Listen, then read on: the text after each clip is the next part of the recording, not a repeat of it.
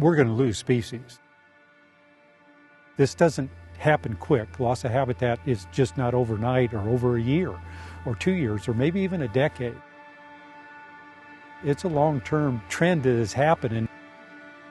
Now we're trying to set back succession.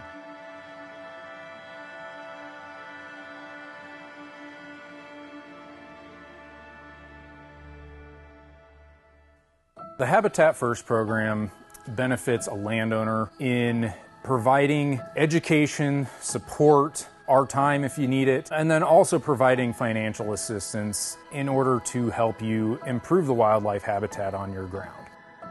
It's a flexible program, and so it can really be tailored to fit each individual piece of property and your goals. Through the Habitat First program, any of the biologist assistance is entirely free of charge. We don't charge you for our time, our assistance, anything like that. And if there are any costs associated with, say, installing fire breaks, mowing, disking, things like that, any tree work that might be done, that stuff, we can set up a Habitat First contract with you and basically pay you for that once the work is done on a per acre basis.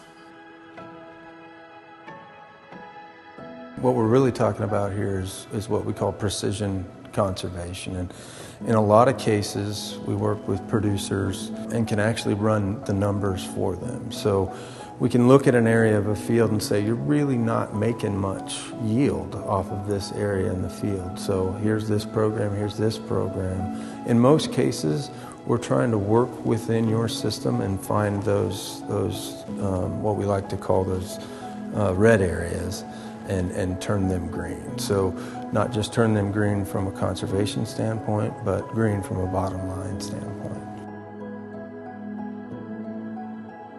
Beyond Habitat First, we also have an agreement with USDA here in Kansas, Natural Resource Conservation Service, as well as the Farm Service Agency. So with those programs, we get a great deal of financial impact. One of those programs within NRCS is the EQIP program, which is funded at about $40 million.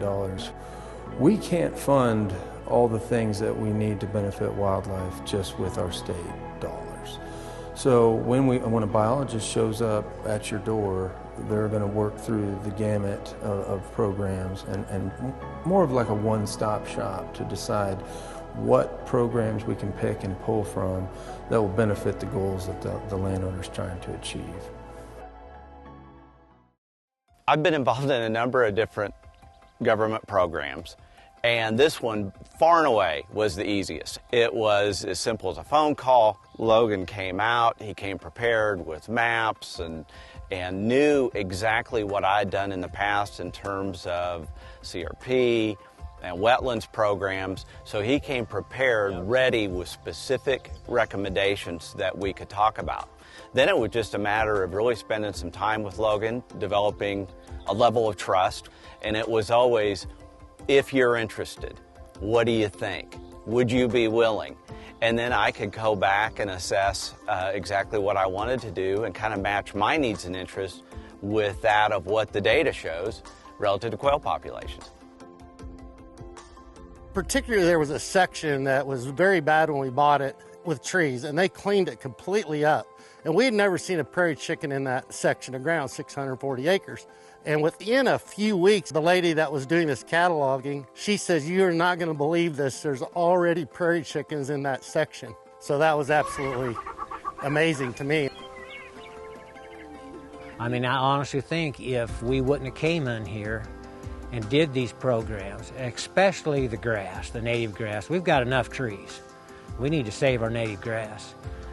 My grandkids wouldn't have came down here and shot their first quail or seen their first covey fly or shoot their first cock pheasant because they weren't here. They were gone. I spent a lot of time down here, and it went 2 or 3 years I didn't see a quail. I didn't see a pheasant. But now I can walk down here and just about tell you where I'm going to kick a covey up. If you're interested in learning more about your land, how to manage it, and the wildlife habitat on it, feel free to contact your local wildlife biologist with Kansas Wildlife and Parks.